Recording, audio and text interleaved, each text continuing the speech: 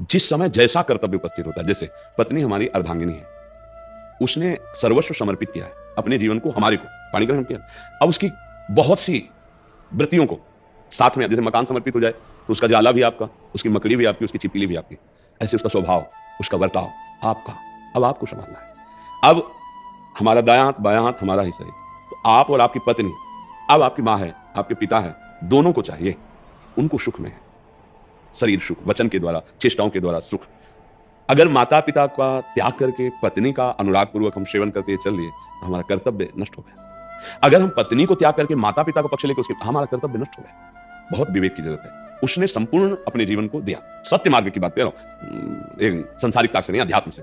अब वो हमारा एक आधा अंग है, तो हमारे अंग को चोट लगे तो हम सह सकते हैं, लेकिन हमारे धर्म को चोट लगे तो नहीं सहेंगे। अगर पत्नी को माँ ने हमारी गाली दिया, हम पत्नी को दुलार करके समझा लेंगे, देखो हम तुम एक हैं, वो मेरी माँ है, यार क्षमा करो, प्यार से रोना। माँ को पत्नी ने गाली दिया तो जैसे हम अपने को कोसेंगे बाद में, ऐसे हम डांट सकते हैं, नहीं वो पूज्य है, तुम्हें ऐसे, अगर ऐसे शब्द, तो हमारा मन बर्दाश्त नहीं करेगा, क्योंकि वो पूज्य है। पत्नी हमारा अंग है, माँ और पिता हमारे पूज्य हैं। अच्छा, बुढ़ापे में बुद्धि का अर्क हो जाता है, निर्णय में चिड़चिड़ाहट पैदा हो जाती है, स्वभाव में रुक्षता आ जाती है, सोच विचार की कमी भी हो जाती है। हमको उनकी बातें नहीं ध्यान देनी। वो गाली दे रहे हैं, वो निंदा कर रहे हैं, दो रिश्तेदार आए, उनसे तुम्हारी निंदा, तुम्हारी पत्नी की निंदा, आपको सब सहना है, उनकी सेवा प्रदान रखनी। ये धर्म पूर्वक आपका गृहस्थ जीवन निर्वाह हो जाएगा।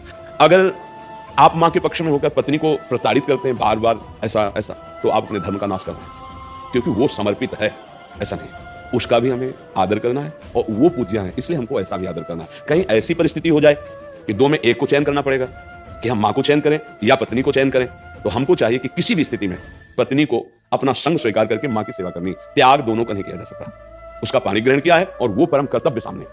अगर पाणी ग्रहण किया हम त्याग कर देते हैं तो वे विचार प्रवृत्ति में चली जाए, गलत मार्ग में, तो हमारा जीवन खत्म हो गया, क्योंकि पाणी ग्रहण किया। अगर पति पत्नी माँ का त्याग कर देते तो हमारा धर्म नष्ट हो गया। परम धर्म माँ है, चाहे कोई कितना भी बड़ा तपस्वी योगी हो, माँ के सामने किसी के लिए चलते। चैतन्य महाप्रभु ने कहा था कि शरीर की चमड़ी की अगर हम जूती बनाकर आपको माँ पहनाएं तो भी मैं उड़ित नहीं हो सकता, माँ तो माँ है ना, कैसे हम ऐसा हो सकता है। अच्छा, पत्नी पाणी ग्रहण किया है, चाहे जैसी परिस्थिति हो, हमारा उसका साथ रहेगा, तो प्यार में एक बहुत बड़ी ताकत है। हम अगर प्यार से व्यवहार पत्नी से करें तो हमारे हृदय की बात समझेगी, हमारे धर्म की बात समझेगी। पर माँ और पिता अगर ये वयोवृद्ध हैं, असमर्थ हैं, तो इनके त्याग करने की बात नहीं